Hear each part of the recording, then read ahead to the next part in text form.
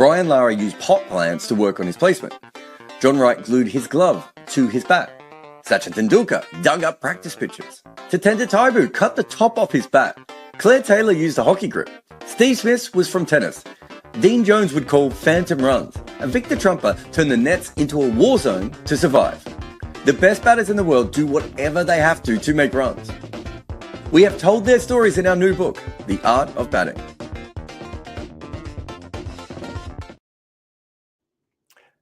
Welcome to Good Areas Live, Wagon Wheel, Manchester, Old Trafford edition, I suppose. I'm in a hotel room on a weird angle.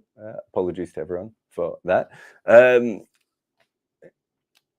If you want to support us or ask a question on the podcast that allows you to do these things, Wagon Wheel. The best way of doing it is by supporting us on a Patreon, which is Good Areas Podcast at Patreon. You can find it there. And you can ask questions beforehand. We've also got an AMA if you want to ask private questions, because not everyone wants to ask questions that go available to the public. We have the Discord channel, which is really, really cool. It's the best way to support us if you have the ability. If you are just want to ask the odd question, though, the best way to do that is via YouTube on Super Chats. So we'll get to any Super Chats at the end, but we'll start with our Patreon questions to begin with. He says... Oh, doesn't want me to get any. Okay, fine. If that's how you want to be computed. Sanjeet says, I was randomly looking at Scott Boland stats, and he averages 41 in List A with the ball, which seems unconventionally high for that level of bowler. I don't know what to make of it. His first-class bowling average is 23 in comparison.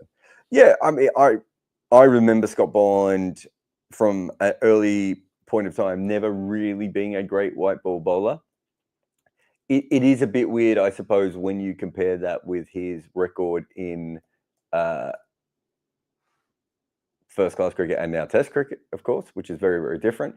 But yeah, no, I think I was always shocked when Australia picked him to play ODIs, because he just didn't really ever seem to have the game for limited overs cricket. My memory is he's also quite expensive. Wait, I just brought that up. But if you have a look, also Victoria haven't played him in that many times. So he's played 69 games. I'm trying to think. I don't think he's played for a county, has he? Yeah. So he's played 69 games as well. What's hilarious, though, is he was signed for an IPL team once.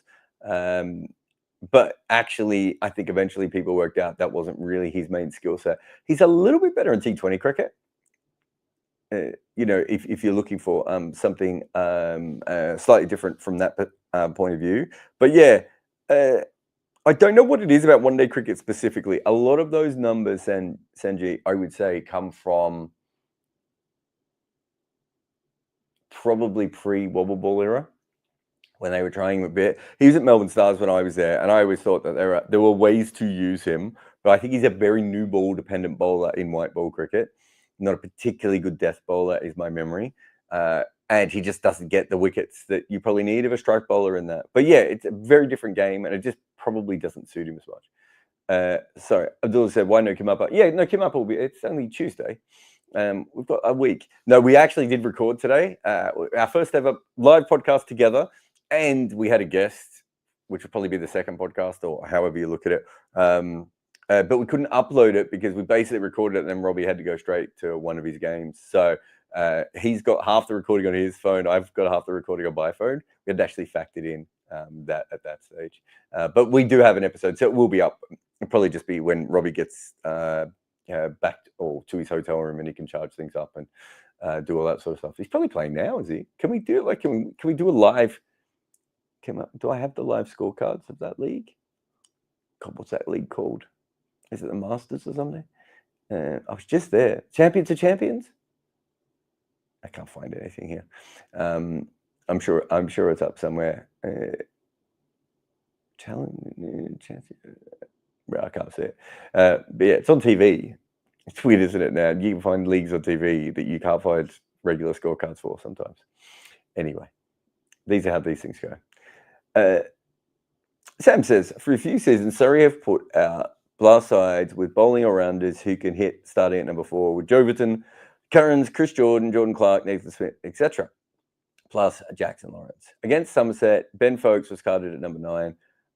From an Evan Goldber's perspective, how does this signify batting depth or shallowness? And they also have Sibley opening. So I haven't talked to Gareth Batty in a while, but weirdly enough, Sam, I remember when he took over as coach, it must have been, and he was chatting about this, and he was explaining the players that he had available to me, and I think he was looking for the best kind of way of using them, and I was like, if you believe that these guys can bat, why wouldn't you have a batting card that goes down to number 8 or 9 with 5, 6, 7 specialist bowlers available to you? I'm not sure they're all specialists, of course. Some of them are maybe not quite at that level, but quite a few of them are. So why not go with that, which allows your top order to go as hard as possible? You might get yourself in a bit of a bother occasionally because you've got your number 4, 5, 6. What number do you say that? Yeah, starting at 4. 4, 5, 6 might be in too early occasionally, but you've still got 7, 8, 9 in some of these lineups that he was, talking about doing. And I was like, I don't know how any team could compare with that. The real issue for me as someone from the outside was that on the surfaces that do need more specialist batting, are you leaving yourself a little bit too shallow to be able to do that? And on the other side of that, are you really sure that these are specialist bowlers? Right? Because that's the big thing. Remember, there was an IPL team who reached out to me. God, when was this? 2018, 2019? And they were like, we've been following your template on something that I had done. Not that they'd followed mine, but as in, and it hasn't worked for us. And it was actually probably something to do with it, the all-rounders. And I said, but you don't have 5 bowlers. You have 7 people who can bowl, but you have 3 bowlers, and you have 4 guys who maybe between them can get through 6 overs on a good day, right? And so that was the conversation I had with Bats, is you need to be sure that that is the lineup that you have. And if it is the lineup you have, then, if your top order comes off, it's all gravy. If your top order doesn't come off, as long as those guys, and you look at someone like Sam Curran, who in the blast is probably perfectly capable of chipping the ball around in the middle overs, right? I'm trying to think who else you had there. Those sorts of players, maybe Jordan Clark, someone like that as well. Some available to chip the ball around, and then you have guys from the 14th over in who could come in and whack the ball. It's a really good setup if you can do it. And Surrey were in an incredible position where they could do it. Having money really helps. Aravind says, logically speaking, you would think that counties that traditionally have tough batting wickets would counties or countries? Countries, sorry. Why can't I make the speaker today? So weird. Would aid in selecting batters who have better techniques that can handle tough conditions, which would mean that they make runs in any type of pitch. But in reality, it seems to have good batting wickets breeds better batters. Why do you think this is? One is confidence. One of the reasons I think Australian players do so well in general when it comes to batting, and forget all the different advantages that Australia has in sport, but specifically in batting, is that the players that grow up there are more than comfortable with trusting that the ball's going to come on. And so every shot they play, they are assuming that the ball is going to bounce at an appropriate height. It's probably not going to move that much sideways. So they have a confidence to be able to deal with that. If your lived-in experience is the ball jagging sideways, or keeping low, or spinning a lot, or whatever that may, or swinging more, right? There's probably a natural tentativeness built into your batting. So I think that's probably why we see this, Aravind. And most test pitches, certainly from the back half of day 1 through to early part of day 4, are pretty solid surfaces. And they don't move that much. You get less sideways movement in test pitches than you do in first-class pitches, right? The only difference you really get in test pitches is you get the decay at the end, which you don't always get in first-class cricket. So at that stage, maybe that's when those sorts of players you're talking about would come into their own a little bit more. But throughout the rest of the game, the surfaces are pretty good in test cricket. Even when they're sporting, there's a difference between them being sporty and Darren Stevens being unplayable in county cricket, right? Or oh my God, Nikita Miller being unplayable in first-class cricket in the West Indies. Those sorts of pitches are very, very different to what you get in test level generally. So I think that's a big part of it. Confidence, grooving your technique, all these sorts of things, I think, play a part. It's why, and I've said this a lot before, I actually think young batters should be playing on synthetic wickets as much as possible, in order to do that. Ian says, when you wrote The Art of Batting, where did you actually start? I assume you don't just start an introduction and write the whole thing in order. And what parts were the easiest, challenging to get down on paper? I did actually write the introduction first, but it wasn't for that reason. It was, I really wanted Bloomsbury to understand what kind of a writer I was, and that it wasn't going to be and they kind of knew this, but you're never quite sure how much research a company does into you. But I wanted them to know that this was not going to be exactly a standard cricket book, right? It was going to be slightly different in some ways. And so I wrote the WG Grace thing because it was something that had come up to me at one stage of how do I explain what a pioneer is, while also sort of explaining why his average is so low and why he doesn't look particularly good if you do find any footage of him. So that was actually the first chapter I wrote. After that, I think it was more just what things did I want to cover. I don't remember what order I wrote the book in. I've got a feeling that the second chapter I wrote is the chapter called Average. I want to say that was the second one I wrote. And that was, again, a little bit for Bloomsbury. So they just knew early on of like, we were going to go a lot deeper than a normal cricket book when it came to thinking about batting and strategy and everything else. And then from then on in, it was probably just brainstorming what the chapters were. So I had a big whiteboard with a photo on it of all the different projects, of all the different chapter ideas.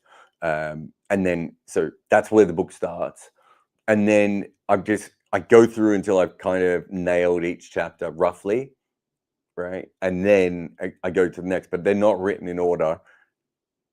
I went back and I did the order at the end when I was trying to think of the sort of the emotional weight of each chapter or the importance of each chapter and where I wanted them to flow with the story. And then I wrote the last chapter last as well. So those are the ones that I sort of did. Easiest, I don't know if any of them felt easy. There was some that felt more breathtaking, maybe the chapter on attacking. In fact, the chapter on attacking, the chapter on fast bowling, maybe the chapter on spin as well, but there's another one. The one about Machiavelli and then sort of motivation, right? Those are the ones that I felt from memory flowed really, really well. And then some of the others were a bit, and there was a couple of chapters that I kind of started and didn't think were right for the book. Like I had a whole chapter on how to play seam bowling, not how to play, but great plays of the moving ball and everything. It just never felt like a really quality chapter. So it might be something that I'll make years later, or it might be something I can go back to if we ever do a reprint of the book. But that was the one thing that I kind of felt that I just didn't think it fit the book. But yeah, most of the things sort of came easy. There's one or two chapters that I got a little bit caught in. The list chapter was the one that I rewrote the most. That's the one I remember of. I really liked the intro of the list chapter. Then I did the list and I didn't like it. And I think that was the last thing we re-edited because I just wasn't I wasn't 100% happy with how I'd put it together at that time. Neil says, gutted about Sportsmax shutting down, given how little coverage cricket gets in the West Indies. Any chance you could do something with Fazir Muhammad? He's a great voice from that part of the world. So Fazir's one of these incredible people who, it was actually funny, but me and Robbie were talking about this yesterday, how many friends we have in common, and yet me and Robbie had never met before, right? And then, and Fazir's one of those people who I don't think I've ever met him.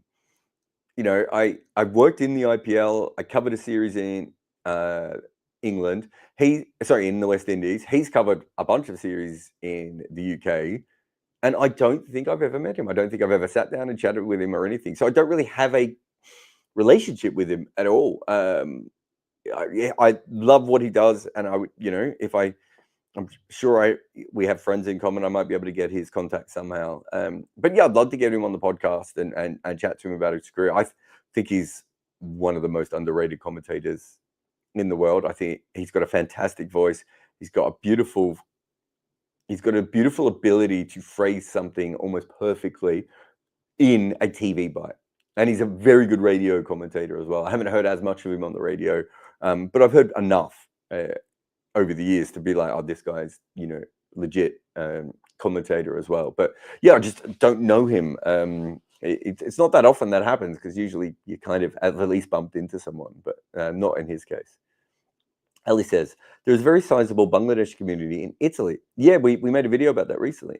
And it's a bit odd that you don't see any Bangladeshi origin players in the Italian team, or even English, American, Australian teams in general. Any theories? My guess would be that Bangladeshi community, and I'm not an expert on Bangladeshi communities in Italy, but knowing how it works in England, one of the issues that they had early on was that there was almost like a separation of cricket within the game. So Pakistani kids and Indian kids would quite often play together, but it would be more that they wouldn't always play in club cricket in England. And I wonder if there's a similar kind of thing with Bangladesh. I'm not as aware of it, Ali, to be honest. But yeah, it doesn't really make sense. I would assume, though, not knowing the full history of when Bangladesh immigrated, it might be when they started immigrating to Italy in big numbers. It might be the next generation that sort of does it, because my memory of, like, I grew up with all these Sri Lankan players in Australia, and outside of Dav Watmore, who I think was pretty young when he came over, I don't think there's another Sri Lankan player who plays for Australia from that sort of original generation who comes over.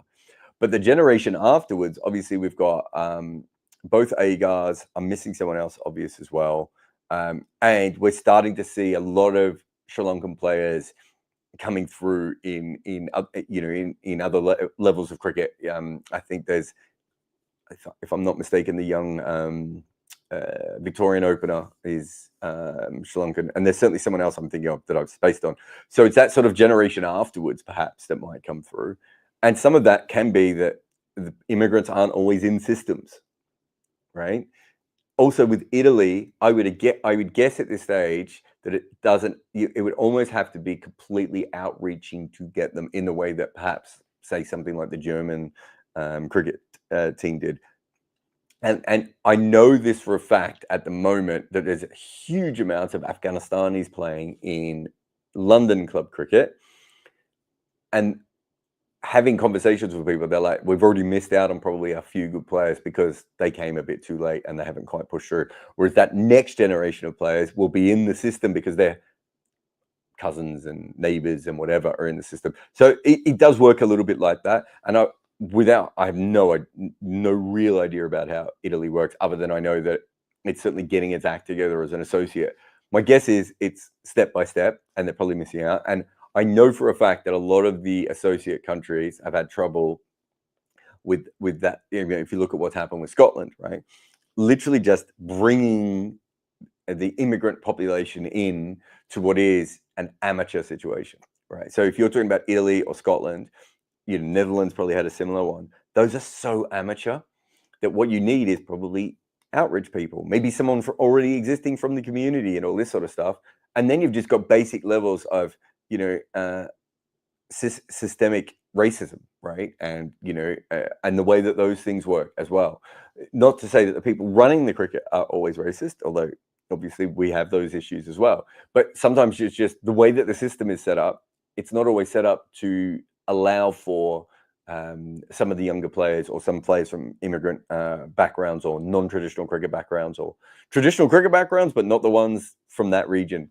So there are lots of issues like that. And as someone who's been around Scotland, it's something that I think you see quite a bit, and it's probably not going away at all. But it's something that generation over generation, I was going to say you fix it. You probably don't fix it. You probably outreach to one community, and then from on the back of that, maybe you outreach to another community, right? It's probably, would be my guess, is how that sort of stuff works. All right, let's have a break. And then after this break, more of me. I have traveled the cricketing world, and so I've collected two things: the phone numbers of random taxi drivers and overseas SIM cards. Rideshare apps have fixed the first part, and Saily is doing the second. Now, all you need is their eSIM on whatever plan works for you. You activate it and you can use it anywhere in the cricketing world. It helps you save money. It is a global solution to a global problem. Stop fiddling with tiny sims and get the one that does it all. Go to Saily.com good areas and use the code good areas to get an exclusive 15% off your first purchase. Fly free with Saily.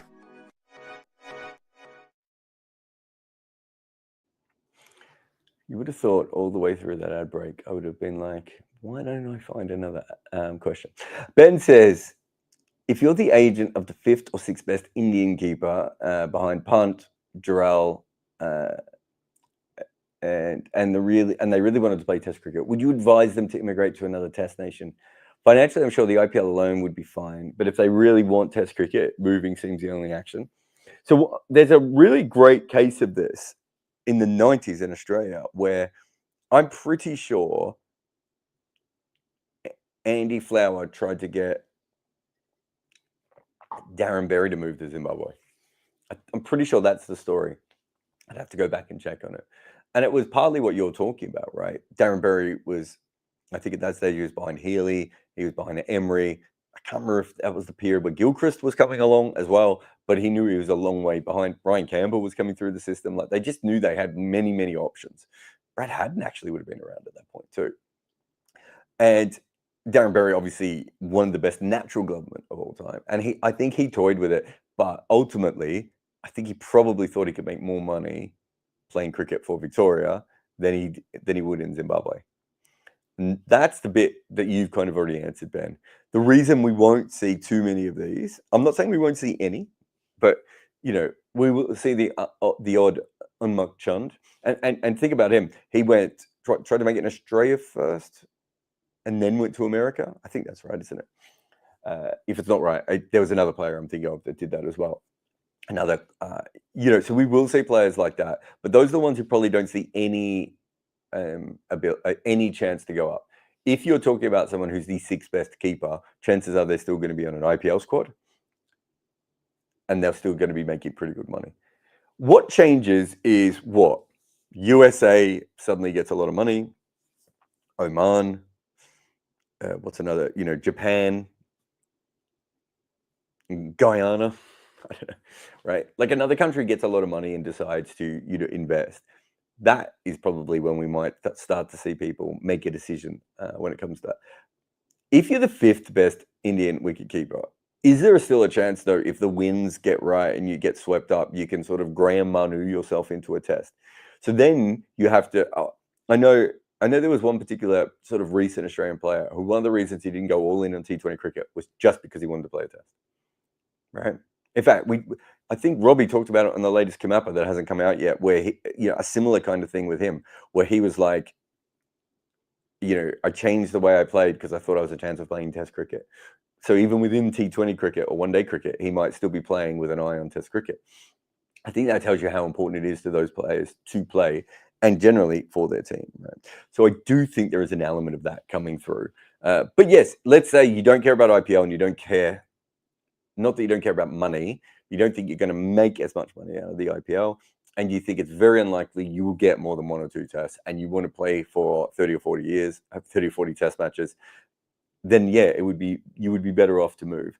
And that's something we've seen with South Africans already, right? South Africa and New Zealand is already the test case there, Ben. So, what would Neil Wagner have been? He was like the 5th best seam bowler in his domestic lineup, right? Bit of a late bloomer, bit of a weird bowler and everything, and a very late bloomer, really, when you think about when he becomes the bowler that we know him as. So yeah, I do think you could do that, and I do think people will start to make those sorts of decisions. Sandeep says, some T10 tournaments are stuck in a weird spot, maligned with fixing and other allegations. What are your thoughts on the format in general and its role in cricket, good and bad? I might struggle to come up with good, Sandeep. Good.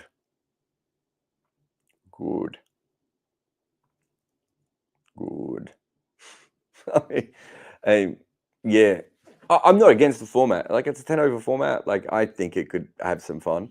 It's weird though, isn't it? Because I just can't see how it's better than T20. One of the things that's perfect about T20 cricket is 3 hours is a really good time. I know some T20 competitions go for 4 hours, but 3 hours is a really good time you think about most major sports in the world. This is a really weird one, but I always think that's why men's tennis works better than women's tennis in some ways.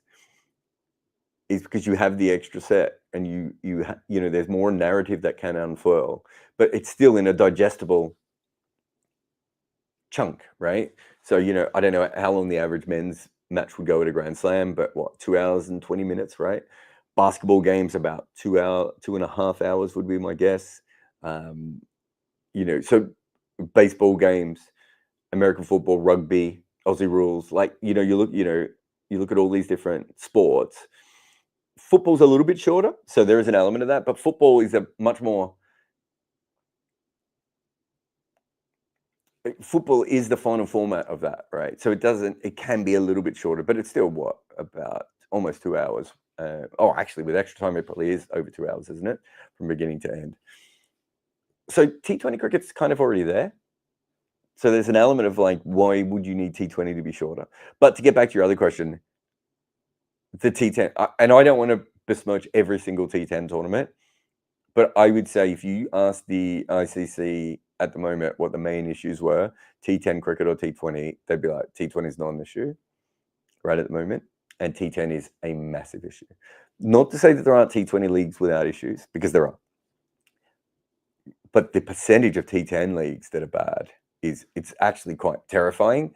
And from that perspective, they feel like they're only around for corruption. And that's the worst. And I think we felt like that a few years ago with T20 cricket. So maybe that's just, I don't know, some sort of weird natural evolution of these new leagues and everything. I hope not. But yeah, bad.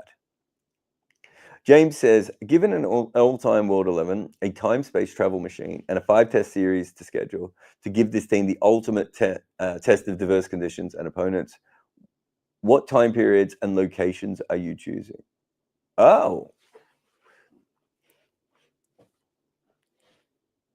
I don't know if this will be fair, but you'd want probably one test from the 1880s, wouldn't you? Probably Australia, because I think the wickets would hold up slightly better than England. Although if it was a wet wicket, good luck to everyone. So you probably have one in Australia in the 1880s.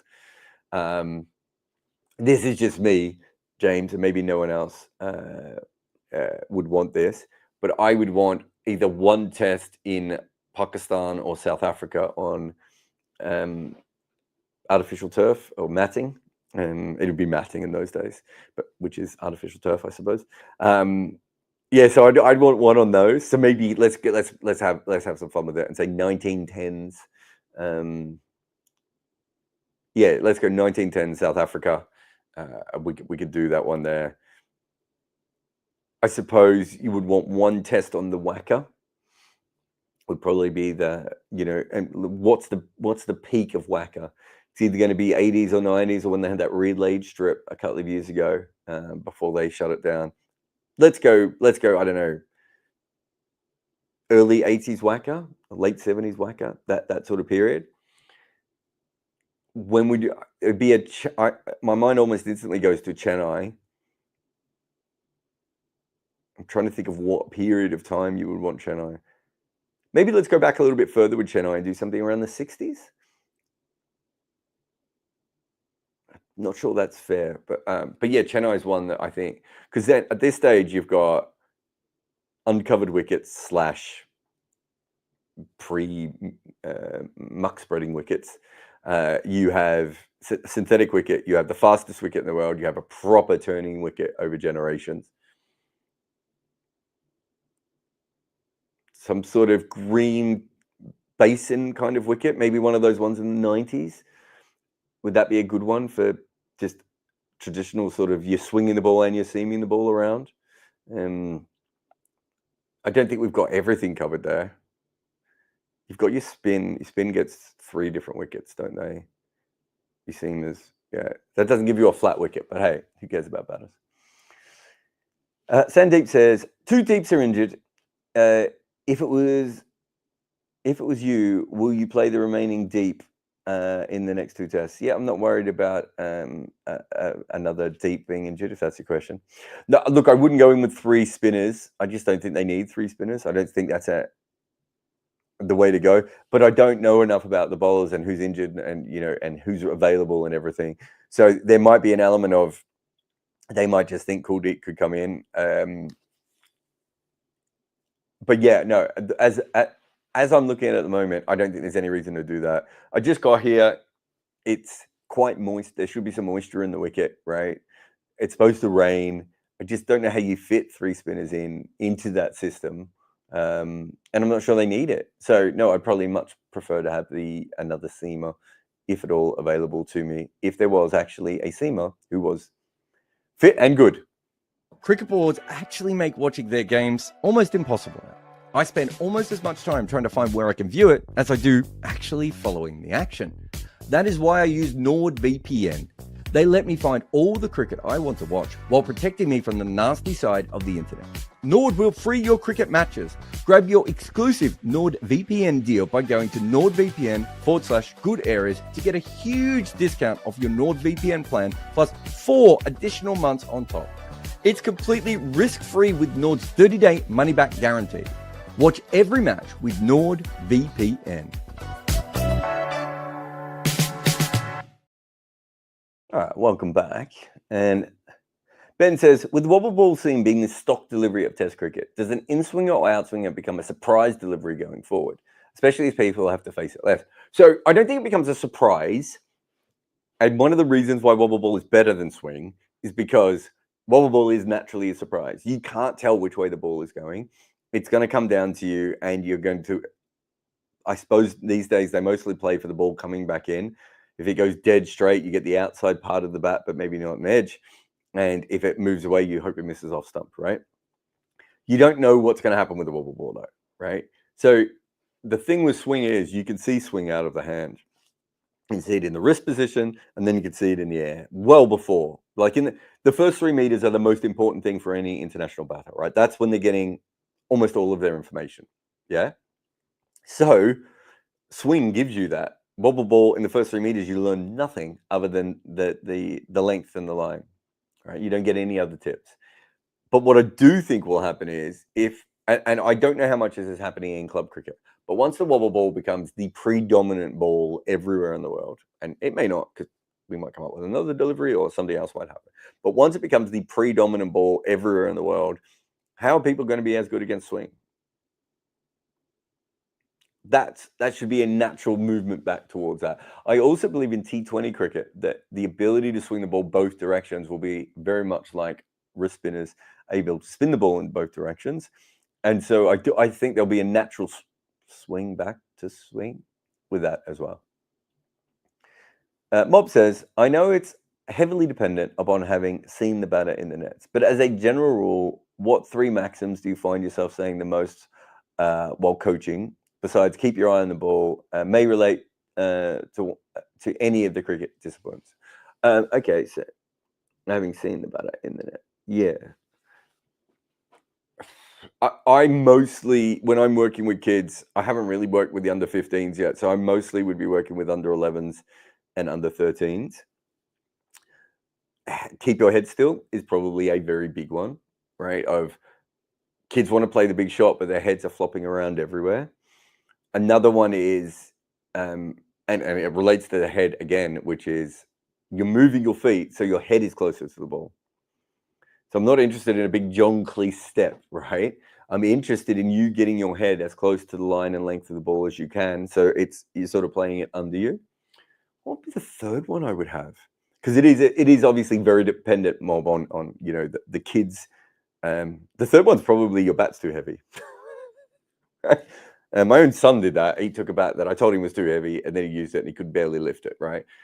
But I would say that's probably the other thing is most kids, and this is, I'm on the parent side here. It's so hard because especially if you've got more than one kid, and kids grow, it's really hard to get the right bat at the right time without buying multitudes of bats. And they're selling kids bats for like 150, 200 quid now, right? And parents are buying them, and so they're buying the heavier, longer one. So that is, but it doesn't really help stroke play. So what I'm trying to do with the kids is actually encourage them to have the lighter bats early on, even if it's slightly too short for them. just so that they feel comfortable being able to play all the shots and understanding the shots rather than dragging this chunk of wood behind them. So that would probably be the one. With bowling, it's front arm. Like I'm a front arm Nazi, right? Like you want to be bowling, pulling down on that chain in front of you as much as possible, and I want them thinking about that as they come in, because young kids, their arms go off everywhere, and it really has an issue with that. The other one is probably just trying to get them to run in a straight line through the crease. So again, there's a lot that will jump out. They lose all their momentum and everything. They slow down, run through the crease. Don't worry about no balls. We'll worry about no balls later if you get an issue. At the moment, let's just get you running straight towards the target that you're bowling at. Lemon says, Scott Boland has, when he has played, played on helpful wickets, but his match factor is still 1.5. How much of an argument does he have to replace Hazlewood? He has no argument to replace Hazlewood. I've said this before. I don't know why this is even a conversation. Hazlewood has been out bowling Cummins and Stark. Why would you drop Hazlewood in this situation? So no, there's no argument to do that.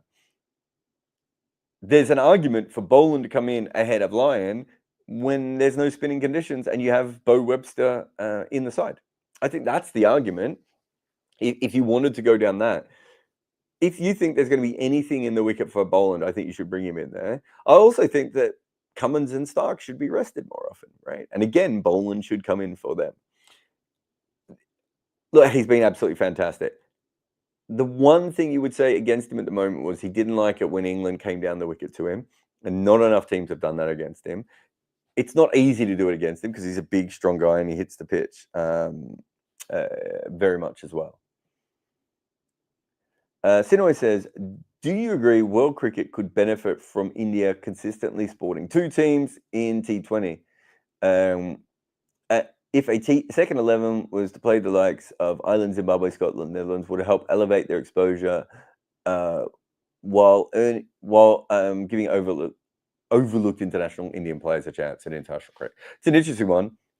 It's funny how nothing is ever original, because this is what we said about Australia in the 90s, right? Probably could have said it about West Indies in the 80s. I don't know if we had that sort of thought process in the 80s, but I'm sure someone mentioned it. And they could have. Batting would have been a little bit weak. I think they might have made up for it with their bowling, though. We saw Australia A beat Zimbabwe and England in a quad series, right? And realistically, could have beaten Australia as well. They don't get as much, that Australia A team doesn't get as much credit as Sri Lanka get, rightly, in changing one-day cricket, but they also changed one-day cricket quite a bit, that team. And obviously those players went on to win 3 World Cups as well. Like, there was certainly an element of those players when they came into the national side completely taking over. I don't think you need a second 11. I've said for ages that, and it's probably too late now from a financial point of view, but I always thought that Australia, England, and India should just start a second 11 competition. And they could have played, as you say, the major teams sorry, not the major teams, the first 11s of other teams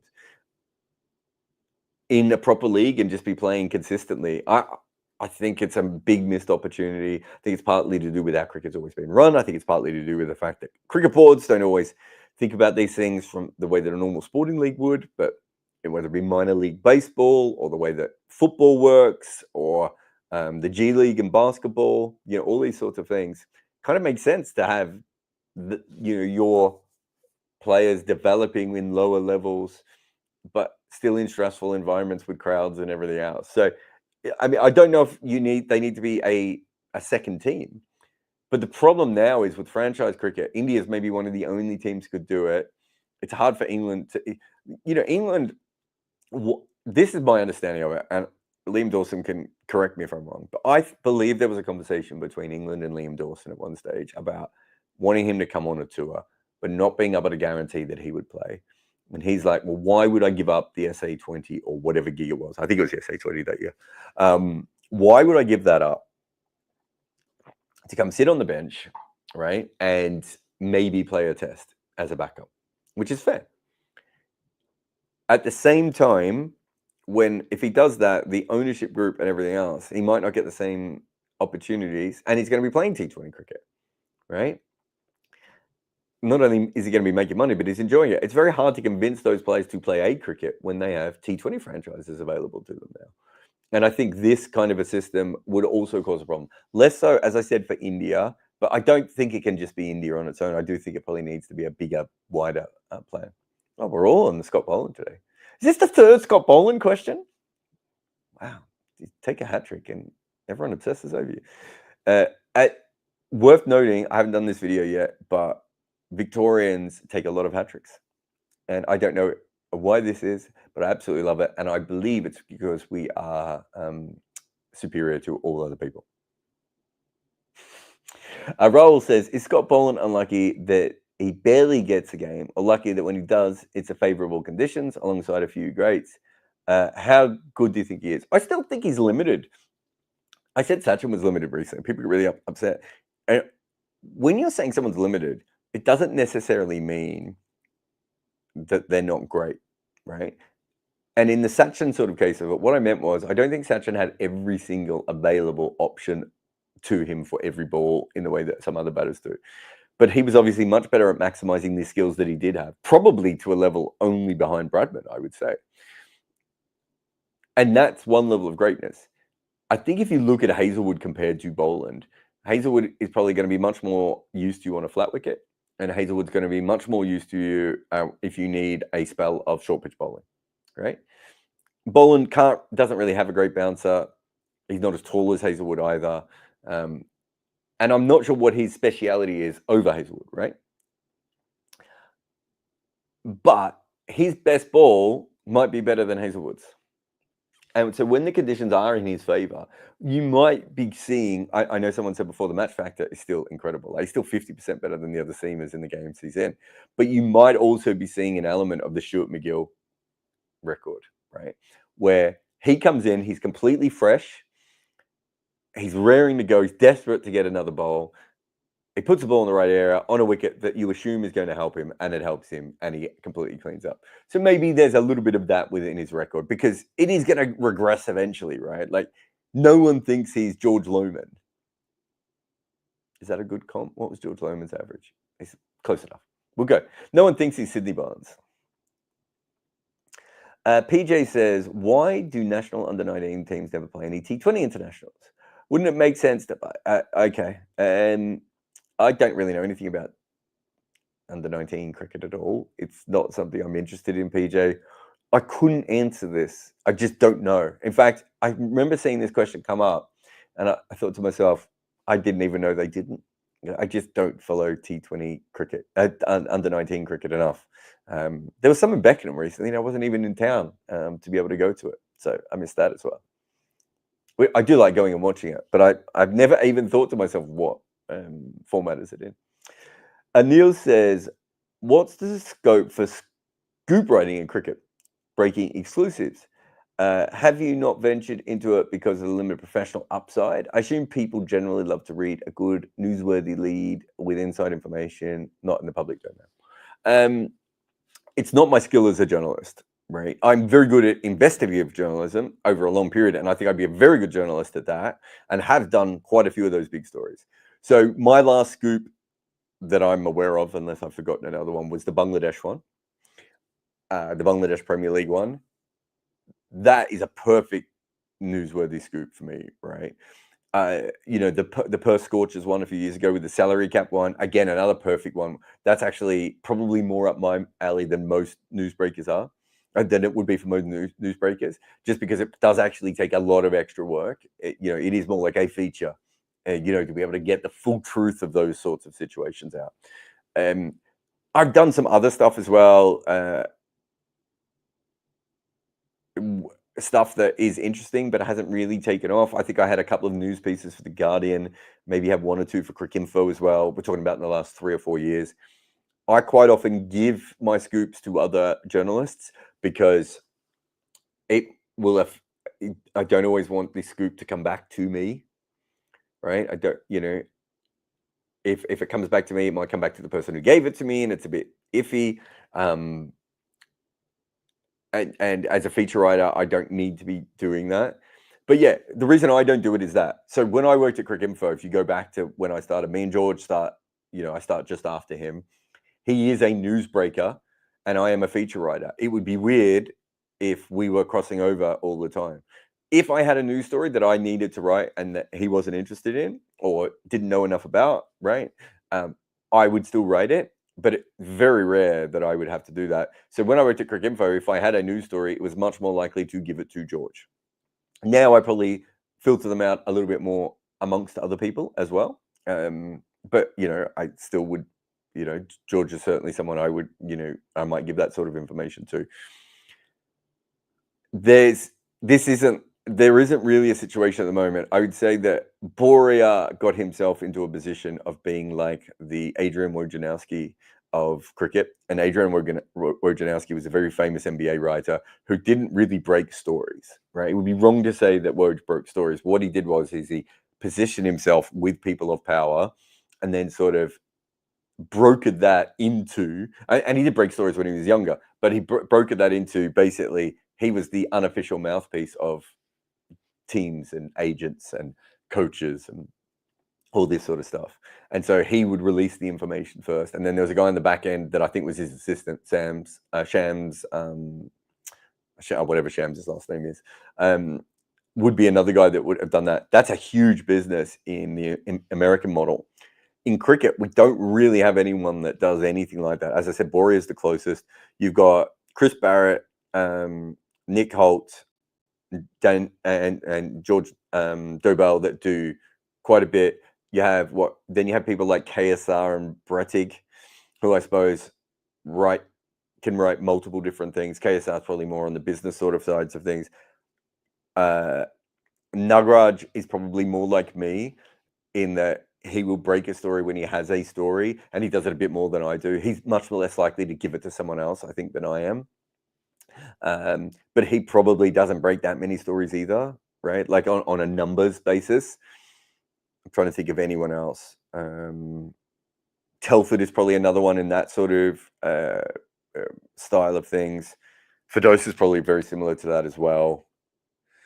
Lawler was probably another one a little bit more like that. So there isn't that much news breaking, and I think part of the reason is that cricket boards are way smaller. You don't, if you think about it, if you're doing Premier League football or an American sport, you've probably got 30 teams. It's not that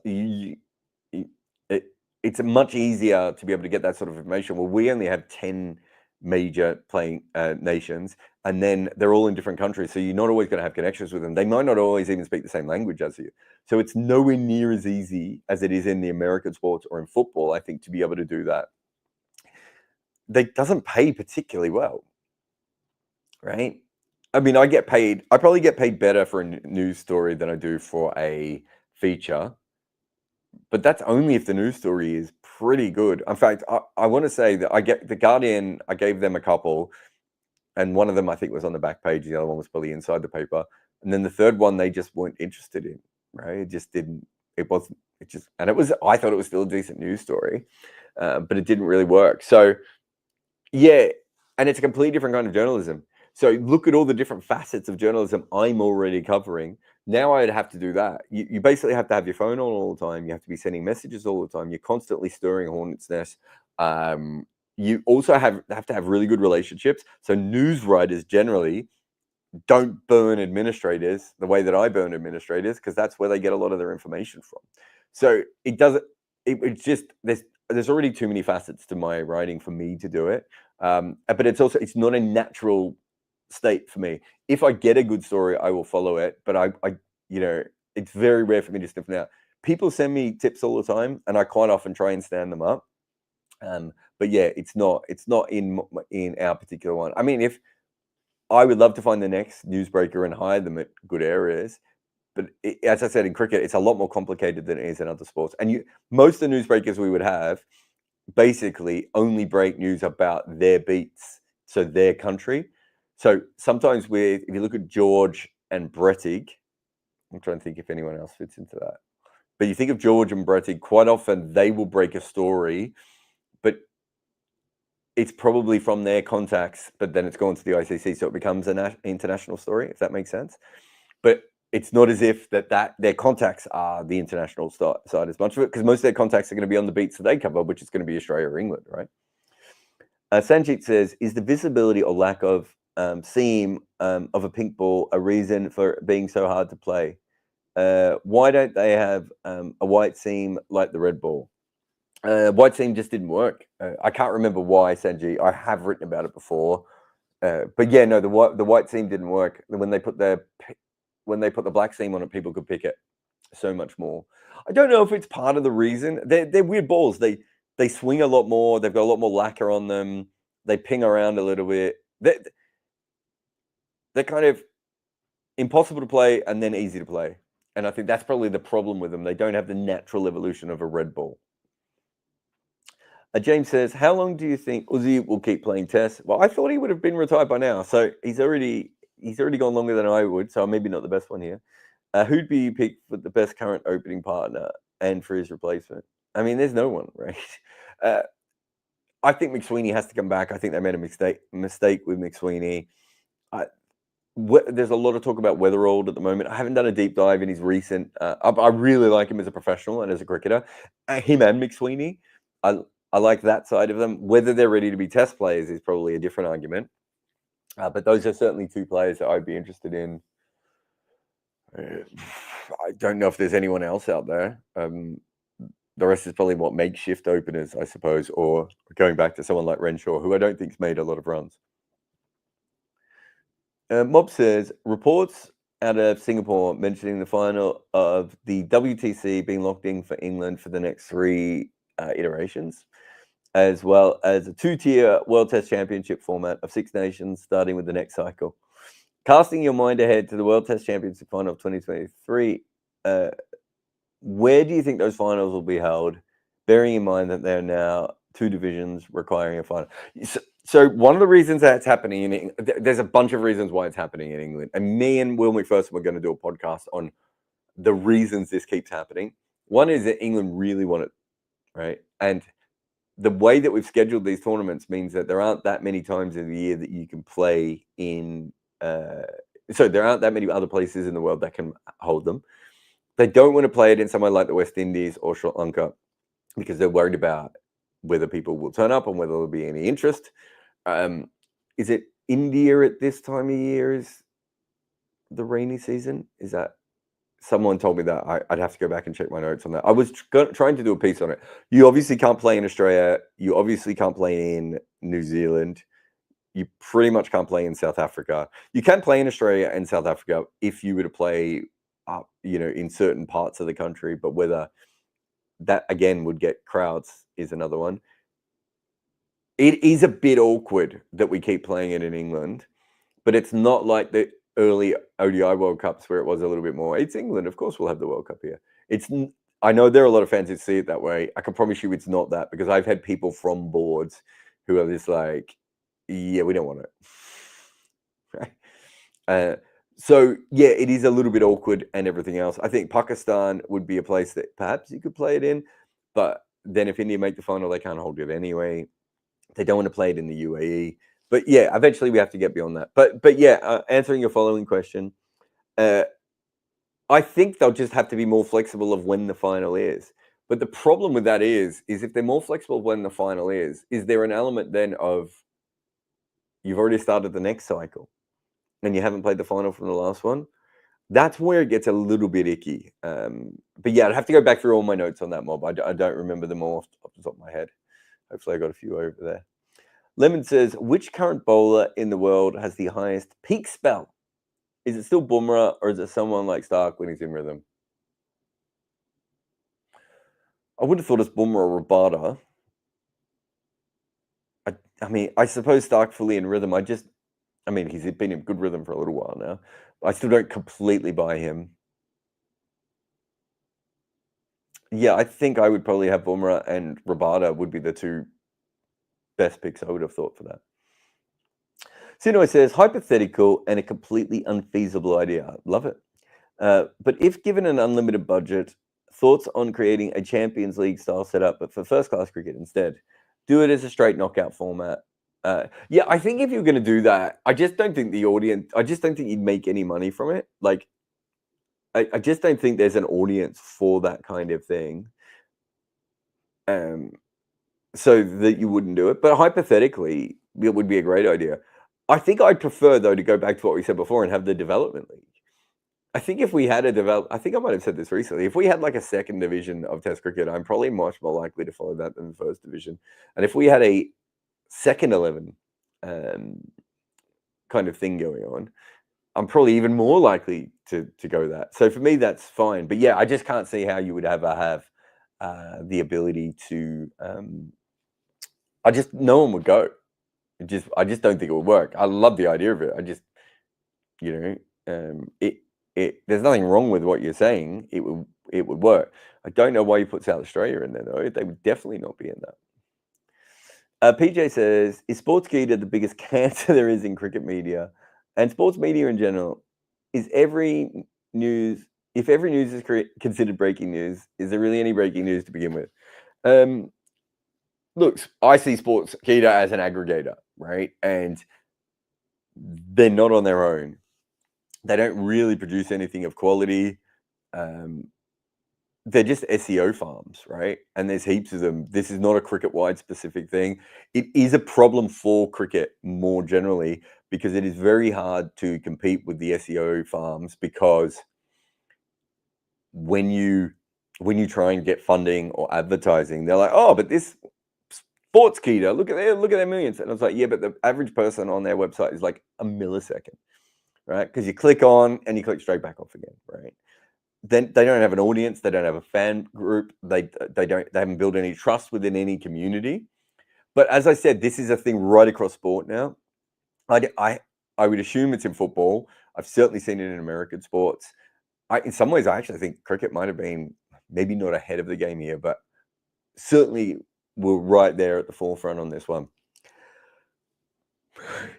Maybe not the one you want to be ahead of, but hey, you can't always pick what you're successful at. But yeah, so it is an issue. It's been an issue for a very long time. I think that's fair. I don't want to have a go at Sportskeeda over any of the others because they all do it, right? There are hundreds of them. I remember being at ESPN when ESPN did this. They came in and they said, well, this website's got this many views and, Cricinfo is this big, but it doesn't get that many compared to this website. And I was like, yeah, but that's junk. There are people who die for Cricinfo, right? There are fans who just absolutely love it. I met someone recently, like a random guy at a party, asked me what I did, told him I worked in cricket. He was like, oh, I love Cricinfo. It's my favorite thing ever. Have you ever worked for them? I told him I had. I thought he was going to cry, right? No one fucking doing that for Cricket Addict, right? Or Sportskeeda, right? Or First Post, some of those places, right? They're just not. Doesn't mean that occasionally great work doesn't come from there. It doesn't mean that really talented people don't come from there. Did Cheyenne, did he work for Sportskeeda? I can't remember, but Cheyenne worked for one of those kinds of websites, right? Very possible that great people can come from there. But those things, they are, it's just the way that it works. I wonder what the future of Google is. Like, as in, if we all move to searching things via Twitter and TikTok and Instagram and ChatGPT, right? Do those things just die a natural death? Or do they work out how to translate into social media stuff? Some of them are already very good at social media stuff, right? Maybe that's the next step. It's not going away, though. That isn't the problem with cricket media. The problem with cricket media is that there is not enough money in it. It is not developed correctly. People have not maximized it because Cricinfo hasn't made money for many various reasons when it should have made money. I think that's caused lots of issues. I think the international nature of cricket makes it trickier than other sports. We could go through. The aggregator sites are an issue, but they're not the issue with why cricket media isn't as good as it should be. It just isn't. I just don't believe that's the case. All right, that is it with the Patreon messages. So we'll have a quick break here, and then we will come back after that with more of me saying things. Brian Lara used pot plants to work on his placement. John Wright glued his glove to his bat. Sachin Tendulkar dug up practice pitches. Tatenda Taibu cut the top off his bat. Claire Taylor used a hockey grip. Steve Smith was from tennis. Dean Jones would call phantom runs. And Victor Trumper turned the nets into a war zone to survive. The best batters in the world do whatever they have to make runs. We have told their stories in our new book, The Art of Batting.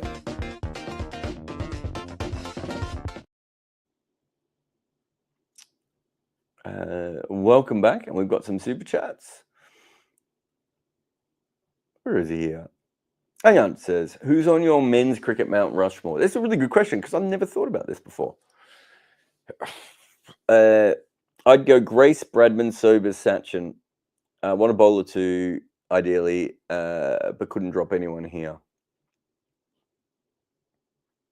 Depends what you mean. If you were just going best 5 cricketers of all time, I think you would have Bradman, Sobers, Callis, Khan in the top 4. So that gives you Sachin, who you don't have. Who you have as your potential 5th. You could have, trying to think of someone else. Probably not quite Keith Miller, is it? I don't think there's another all-rounder because I don't think both of them's quite at that level. So then you can have Sachin.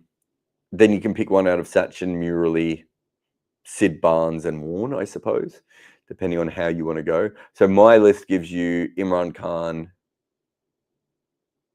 as your specialist bowler, if you want to go in that direction. And then I wouldn't have Grace if it's Test cricket or if it's international cricket. If it's impact on cricket overall, then obviously Grace comes back in. But then if you're doing that, then if you're factoring in limited overs cricket, then obviously Sachin comes up. And I don't know if you still have Imran Khan or Callis in. Then does Wasim Akram come up? Perhaps. Don't know if his batting's quite at that level. Sean Pollock come up. Yeah, I don't know. But it's a fascinating question. I've never really thought about it before. Glad you. I'm now thinking what my women's one would be, but don't ask me that, anyone. Sabit says, watching under 20 Rugby World Cup, saw Springboks Riley Norton, who also played under 20 cricket for the Proteas. Are there other similar dual sports cases in men's and women's cricket? Is pro sport killing multi-sport careers? Yeah, definitely. Pro sport is killing it. It's really hard to do that now. Well done to, what was his name? No, I lost it. Riley for doing that. Yeah, who do you want? Susie Bates represented New Zealand in women's basketball and obviously then went on to play cricket. She played against the Americans. It's in my book. I interviewed her about it. In fact, she's done a podcast. You can find it on the live channel. All right. Elise Perry played football and cricket for Australia at World Cups. She scored the goal of the World Cup. You've got a bunch of cricketers who played professional football. I suppose Dennis Compton and Ian Botham would be 2 of the more famous ones off the top of my head. You've got a bunch of people who play rugby and cricket. Isn't it Namibia? They certainly have someone who's done both. There is a New Zealand player whose name is it Mark Burgess? All right. We're going deep here. Mark Burgess. Let's have a look. Did he play football? I think Mark Burgess played football for New Zealand. And maybe I'm misremembering. But if it's not him, it's someone. There was definitely a New Zealand cricketer who played football and cricket for the nation. There's a whole plethora of Aussie rules versions, which is in cricket. So Alex Carey obviously was a professional footballer. Shane Warne, I don't know if you'd call Shane Warne a professional footballer, but he was, but he played one reserves game, so second 11, I suppose you would say, for St Kilda. Simon O'Donnell played for St Kilda and played cricket for Australia. I'm missing another. Jamie Siddons played professional football, and obviously was an incredible cricketer as well. Max Walker, I think, did both. Keith Miller did both. Keith Miller was also a jockey. So I'm pretty sure I'm right in saying that Keith Miller was a professional athlete in 3 sports. Yeah, now I'm trying to think of something. There's heaps. So I always get this question, and there's so many. There's a bunch in women's sport as well. And I've got the list somewhere because I've had to go through it a few times before. depending on whether you count indoor cricket as well. There's quite a few people who played indoor cricket. So yeah, it definitely happened a lot more in the old days. You know, Aussie rules football and professional and soccer football are both kind of made to be sports to keep the athletes fit for cricket, right? There's a bit of a debate with that, but in some ways they were formula. Well, certainly Aussie rules football was almost directly done with that, but there's an element that is what the early sort of football was as well. So there was a reason to play both, right? Ash Barty is another one who obviously she went the other way. Yeah, but there are loads. But yes, I do think in the future, I mean, I can't believe Riley's done it. I think that just tells you you're a freak athlete if you can do it now. It's a shame because it is one of the cooler things, I think, when we see that. Ayant says, in your all-time great 11, who'd be your bowlers? I'd go Imran, Marshall, Warne, McGrath, Sobers. Barnes is a good shout, and Bumrah may get there eventually. Imran, Marshall, Warne, McGrath, Sobers. It's pretty good, isn't it? I don't think my list would be massively different. There's an argument for Bumrah coming in for Marshall because you already have new ball, but you already have old. We've got new ball bowling with Warne, with McGrath and Sobers, a little bit from Imran. But then you got old ball bowling. Maybe. Yeah, I mean, again, that's something I'd have to spend that in the Mount Rushmore. I mean, I can't really answer that now just because it would take too much. But I don't have big issues with your lineup. I'm trying to think if you can make it better. Oh, it's pretty good. It's a pretty good lineup, that one. Ayo says, from Canada, no question, just love your content. I hope you keep on making more of these. Any big updates in the pipeline? No real big updates. We'll certainly be making content for the next 6 to 9 months at the level that we are. I don't think I'd ever stop making content here. But things might have to change if we can't get a key sponsor in or we can't get enough, regular sponsorship money coming through. So that might change what we do and how we do it. We want to go back to doing more of the video essays. So we have a video essay at the moment, but they are quite time consuming and tough. Saurabh Saman is going to start doing some more writing for us, which will allow me to sort of be more the director role, which is kind of what we want to get to as well. So I suppose that will change a little bit. Me and Robbie want to do more stuff. Hopefully go on tour together and do things like that, go to major events together. But yeah, until we get the sponsors, we're sort of stuck where we are at the moment, which is not a bad place to be at all. And, we love, it's great, but I would like to get to the position, further on where I can set up a proper cricket podcast network, right? Have experts talking in every place, make them make good area videos for us when they want to. So I have access to all the some of the greatest minds of cricket to be able to work with. I'd like to be able to get us to a point where we're not fully dependent on YouTube, so that we maybe even can make documentary projects where we can sell them and put them up on our YouTube channel, and do things like that, all those sorts of things. But yeah, there's no sort of big change in the short term. We're still looking for investment in the company where, I've been talking to investors, I've been talking to sponsors. I'm kind of stuck a little bit in the middle at the moment. But yeah, that's where we are right now. Reese says, hey, Jarrod, thank you for your footmarks episode 100. It moved me massively. What would you say is your favorite thing about club cricket in the UK? Well, thank you very much for that comment. If you haven't gone and seen it, it's worth having a look at. It talks about my journey in quite big detail of getting here. My favorite thing about club cricket in the UK. So me and Higo and Sam did a podcast for TalkSport recently, talking about great cricketer.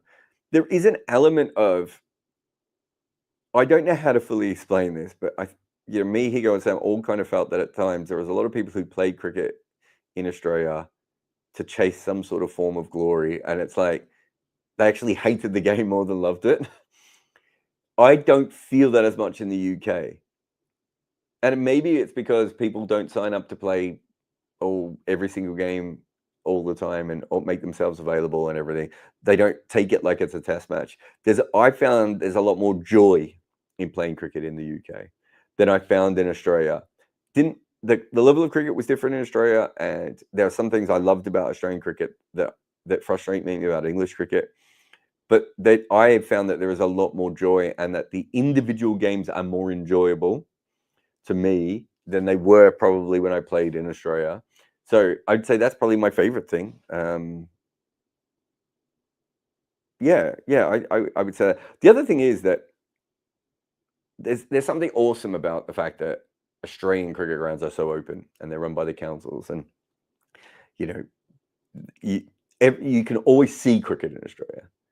But English cricket grounds, they're just so often you just turn up at a ground and just take your breath away. And that was not the case when I was playing in the north and western suburbs of Melbourne, where the vast majority of the grounds were ugly as hell. And you had like a factory coming over the back of it or whatever. So yeah, I'd say that's probably a lot different. Shrikant says, did fast men pre-Lily bowl within themselves tactically to save energy, avoid injuries? Saw this with Limwell in the late stages 53. Yeah, I mean, they still do. Shrikant, I would say they did after Lily. The big change, and this is according to Darren Goff, Alex Shooter. I haven't talked to some of the other bowlers, but the big change was the speed gun. Suddenly, if you were down on speed and you didn't take wickets, everyone thought that was you were injured or you weren't trying very hard. Whereas beforehand, people couldn't tell if you were down on speed, right? Like most cricket writers were unsure and they wouldn't always go in with it unless it was really, really obvious. So we didn't always see our fast bowlers at maximum. And if you go back and you read the anecdotal evidence, like, I mean, there's a podcast I do on this with Alex Tudor, it's a fascinating one if you haven't listened to it. And I think it's called something like The Tyranny of the Speed Gun or something like that, right? And why it's fascinating is what used to happen was you bowl your opening spell, you bowl your second spell, right? So let's say you're pretty much, you're bowling to the conditions. So you're either bowling as fast as you can or you're trying to swing it as much or whatever that may be. Your third spell, you might come on and just be like, and the captain might be like, just hold them. We just want to hold them for a little while here. Then your fourth spell, the captain might be like, I need the gut buster. I need the big spell here. I need a breakthrough. I really need you to try really hard, right? So that meant that when you got to your fourth spell, you weren't killed because your third spell wasn't as big, right? It feels that we have moved towards, and in many ways, a good thing that bowlers are always bowling at their maximums, but whether we can do that physically, right? That's the big question, and that's the one that is really hard to answer, I suppose, going ahead. But it's bowlers have always bowled within themselves, and I don't think we see it as much now as we have previously. I still think we see spells like that, though. I think there is an element of that, but it's not like it used to be. Jack says, if you were Boland, is this our fourth Boland? Can you quadruple Boland? Apparently you can. How would you keep yourself motivated, and how would you keep resentment away? Because I imagine it would get tiring after a while. What would you need from your coach and your captain? I don't think this is how Boland works. I think this is more a question for if you or I were Boland, because I don't think this is how Boland works. I don't know him particularly well, but we have some friends in common. Everyone said he just can't believe he's got this opportunity, and he's so happy. He knows it's going to be very hard to break into that trio, right? He's taking his opportunities every single time. Look, we've all been in situations in life that there are very few Sachin Tendulkars and Tom Cruises, right? There are very few people who just are number one billing from the day they start to the day they finish. Most people have to deal with the fact that there is going to be a bigger monster, right? There is going to be a richer person. There is going to be a better looking person, whatever that may be around the corner. So we all practice for being Boland all the time. You say how I'm going to be motivated. Well, my motivation is to come back in and prove that I should be in the side all the time, right? My motivation is if one of these guys is done, it's my job. And I am going to show you that I'm absolutely ready. Players who start playing at Boland's age quite often are disposable. He's doing the Mike Hussey. You cannot dispose of him, right? Most Mike Hussey type players end up more like Adam Voges or Simon Kadich, right? They're there while they're in absolute best form. And the minute they're not in absolute best form, they're disposable. Oh, gone. How do you do that with Boland, right? If I'm Boland, I'm just reading up on Colin Miller's career and be like, that is not going to happen to me. I'm going to make sure that I'm fit and available whenever they need me and going to be at the top of my game. Shrikant says, why is yardstick for greatness peak impact at the highest level versus sustained durability at one level below? Wilfred Rhodes, Freeman versus Boomer and Marshall. It's not, though, is it? It depends on what you believe, Shrikant. This is what people get so angry. And like, one of the reasons I've Sachin so high in my list is because of the ability to do what he did for as long as he did, right? Which means his team does not have to replace him for generations, 3 generations, right? That's incredible. And so that means to me that let's say he was, I don't know, and I'm not saying he isn't, but let's say he was, I don't know, 3% worse than Lara or Ponting, right? And he plays for 8 years longer. Who's the best player? Well, in my mind, it's generally going to be Sachin in that situation. There are situations where that isn't the case, when maybe they've had more similar careers, or maybe for what, like if you look at the Steyn and Anderson one, you could argue that maybe Steyn was at 90. Sorry, let's say that Steyn was at 97%, and Anderson was at 85%, and then 100%. I'm just making these numbers up, right? But for 10 years and 10 years. In that case, you probably want Steyn at 97% for 15 years over the extra 6 years from Anderson. But you can still make the conversation, right? Because what Anderson did, it gives you this extra ability. And so if greatness depends on you. If you're just doing peak, was it Peter? Here we go. Here's a fun one. If you were just doing peak, like, where does Jimmy Adams come? Right? Like, he had an incredible peak. Peter May, let's see if I can find Peter May's numbers here. Peter May, for 5 years, so from 1955 until 1959, averaged 54, 67, 47, 55, 59. Right? Didn't make my list. It's a really good peak. But he had, all things considered for a great player, quite a short career. Didn't make runs away from home. If I was just doing peak, I'd be like, this guy's incredible, but I'm not just doing peak, right? And so it's up to you what you think greatness is, Shrikant, right? And you can set your own terms.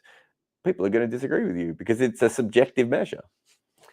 Harshit says, can the 50-50 come back as bowler-friendly tournament? Can the 50 over tournament come back as a bowler-friendly tournament? Is that what he means? You'd have to change the balls. If your question is 50 over cricket going to make it come back? Can it come back as bowler-friendly? So I always thought that once T20 cricket came, the smarter thing to do would be to get rid of the 5 bowler limit in ODI cricket to make it very different and allow you to have 4 bowlers who can bowl 12 overs each. And then your 5th over is your part-timer, a bit more structured like Test cricket, but it's still not Test cricket, right? The problem with that now is, I think, trying to get the best players in the world to bowl an extra 2 overs a game might not work. It just still could argue it. I think they did it in domestic cricket in Australia, and it was it? You can have 2 bowlers bowl 13 and 2 bowlers bowl 12, or something like that. I'd have to go back and check the numbers. Maybe it wasn't that, but it was around that. So it has been changed. I just think that's very tough now. But yeah, if you want it would just have to be, the ball would have to be better, and that isn't going to happen. If Jack says, if you're carving Rushmore, would you consider purely on skill or how they were as people too? For example, would you have someone like W.G. Grace on? I remember you saying he was not a pleasant person. Didn't George Washington have his slave's teeth in his mouth? Was that right? Like, if I'm probably doing, it's a tricky one, isn't it? There are probably, you could make arguments for Subers, Imran Khan, Shane Warne, Grace, I'm trying to think of who else we had on that list, to not be on the Rushmore based on various different aspects of their personalities, depending on what you like and what you don't like. You know, you might not want a politician on it in Imran Khan's case, right? Like, perfectly acceptable. So yeah, I don't know if that's how I look at things. It was I remember being contacted by someone when the Rachel Hayhoe Flint gates were coming up, and then this person was a black cricket person in the media, and he said, I see you're on the side of Rachel Hayhoe Flint gates. You know what her relationship was with apartheid. And I said, yep, no, I understand all that. But also know that W.G. Grace is also a very problematic person, and that there are pictures of people still in Lords who are very problematic people for many different reasons, right? There are people on the wrong side of Basil de Oliveira that are still, you know, have paintings and things and you know, are remembered as legends through at Lords, and not just at Lords, at other cricket grounds as well. I know there's a big thing in America with the Hall of Fame. I think this is a baseball thing, if I'm not mistaken, where they take a lot of character. They take a lot of the character of the person into it. I understand that, and I understand why you would end up on that. But we are not actually making character judgments on these people. We are making judgments on how good they are at cricket. I don't mind Grace having gates at Lords as long as we give him his full context. He wasn't a particularly good person. He didn't think women should play cricket. He did speak down about lots of different about professionals. He was a shamateur, right? Like, he probably was involved in some forms of fixing, even if they were small games and not major games or whatever. Like, all these sorts of things with Grace, I think, are definitely on the table. The same with Rachel Hayhoe Flint. Everything great she did for women's cricket, she gave a lot of it back morally when it comes to wanting to host a World Cup in South Africa in the 70s. And not only that, basically trying to get a de facto South African team into the World Cup under the guise of an international 11 or whatever she called her team. But that is our past, right? And as long as we don't do, when I came into cricket, I always felt that, like, Grace was seen as this cheeky chappy. And I think that's the wrong way of looking at it. I think we have to be honest and say, this is a man who really changed cricket and was incredibly important to our sport, but also probably not a good dude, right? Rachel Hayhoe Flint did incredible things, and women's cricket wouldn't be where it was right now if it was not for Rachel Hayhoe Flint. But she had problematic views when it came to apartheid, right? I think that's the better way of speaking about it. I've talked about this before with the South African. I don't like the fact that the players before readmission are not considered South African players by Cricket South Africa. I just think that's the wrong way of looking at sport. We should be looking at it from the other way. There's a player. In fact, I'm waiting to have a conversation with a former player about something that I wrote in The Art of Batting, because I know they won't be happy with this. And I know they won't be happy with it because they think this person is a horrible person and doesn't deserve to be spoken about highly. And I have spoken about this person highly, while being, I think, quite clear in there with some other things. But I think that's the way to do it. I really do. I think that's the better way of doing it. I don't like pretending that people didn't exist because they were problematic. I would rather us talk about the strengths and weaknesses of people within our sport morally, rather than just not mention them anymore and move on from them. So the real question I would have here, Jack, is I actually don't know that much about Mount Rushmore. Like, I don't know what if I was doing it, I'd be looking at it from I'm trying to think of the right word here, a logistics point of view of what is Mount Rushmore trying to be? What gets you on Mount Rushmore? My guess is it probably isn't your interpersonal skills or your how good a person you were. I think we could. I don't know all the people on there, but I think we could probably make some claims that not everyone there is absolutely perfect as human beings. But that's probably not why they're on there. If you're really doing a Mount Rushmore of cricket, I would say that Grace and we're talking about the impact, if we're talking about players who had an impact on the sport, Grace and Rachel Hayhoe Flint would have to be up there. You probably think that Bradman and Sachin and Imran are probably the other three that have to be up there. I think that's unfair on Sobers, but I don't know if he had quite the same importance to cricket as great as he was. But I'm talking about people who probably changed the profile and the direction of the sport for very reason. Harmanpreet would not be far from being on there in some ways, right? Like, people have legitimately changed the sport if you're looking at it from that point of view, or you just have the 5 greatest players of all time, right? So I don't even know where you go with that. Shrikant says, Sobers versus Callis doesn't often bake in the fact that Sobers bowled a lot more overs per match. It does when I do the research, Shrikant. How would Callis have fared as a sole strike bowler? It's incredible how many overs a game that Sobers bowled, especially considering he wasn't always thought of as a frontline bowler. It really is. There's a certain point of his career where he goes from sort of a 5th bowler to like a 2nd bowler. And we've never seen anyone do that before. I just don't think Callis could have done that. I think he would have had to change who he was as a cricketer. That's not a slight on Callis, because I think Callis was used better than Sobers. I think if you had Sobers now, you would probably bowl him for 2 early spells with a new ball and then just say, we will use you after the 100th over if we need you again, right? Like, why he was just so overused. Maybe you get him to bowl 1 spell of spin between overs 50 and 80 if you had to, of like 5 or 6 overs. But yeah, I think you would use him very differently. But no, absolutely no doubt that Callis was, that Sobers was just, Sobers was a frontline bowler and a frontline batter. And he probably has a worse bowling average he definitely has a worse bowling average than Callis for 2 reasons. One is match factor, because the pitches he played on were not particularly conducive to taking wickets. And the other one is that they just continually gave him the ball as like the magic man. Wait, did I get that one? Yeah, that was Shrikant. And Ed says, why so much talk about Bashir and his form when he has taken more wickets than both Sundar and Jadeja combined this series?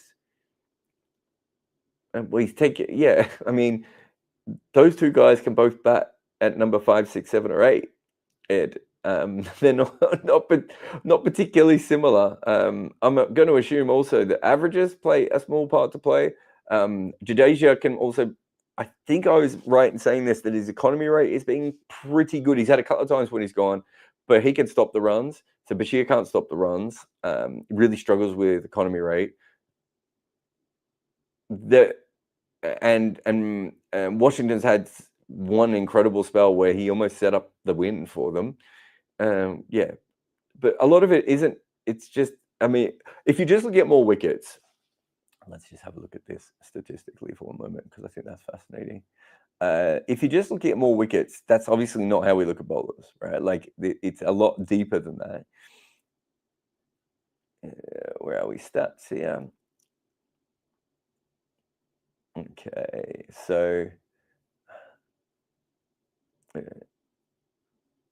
so most wickets in the series. So Bashir has 10 wickets in 3 games, an average of 54. Jadeja has 3 wickets, an average of 110, but can bat at 7, right? I don't think many people have said he's bowled well, but that's fine. And Washington has 5 wickets at an average of 28, right? So the first thing that you're going to notice there is that Washington has done his job. So let's take him out of that equation. He's bowled fantastically. He's been the best spinner in the series by a distance. So he's fine, and he can give you runs. Bashir, again, can't do that. Let's just go on Jadeja. So Jadeja, I think he's bowled. There was one I thought the game at Edgbaston, I thought he bowled magnificently and just didn't get a wicket in that second innings. But he's bowled against England, and he's going at 3.34 runs and over against the Baz bowling team. Against India, who have been a lot more defensive outside of Rishabh Pant, Bashir's gone at half a run more and over. He can't control an end. He's not particularly playing as a strike bowler. He's not a particularly good fielder, and he can't bat. The other guys can field and can bat, right? But I think what you're getting stuck here with is literally counting stats, right? So if we just go back, sorry, now I've obviously clicked away from it like an idiot. If we look at counting stats, he's bowled 140 overs, and the other two have bowled 140 overs, and they have 8 wickets while also lengthening the batting lineup and being far more economical. Even Washington's far more economical than Bashir has been. Also, 1 4-wicket haul between them.